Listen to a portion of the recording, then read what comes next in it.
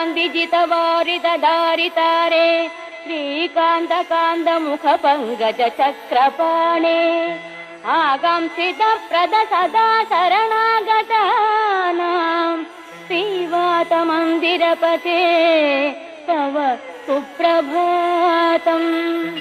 श्रीराजमानसुमनो मकुटाग्ररत्ननीराजिताङ्घ्रियुग भक्तजनैकबन्धो नारायणाच्युत हरे भगवन्मुरारे श्रीवातमन्दिरपते तव सुप्रभातम्।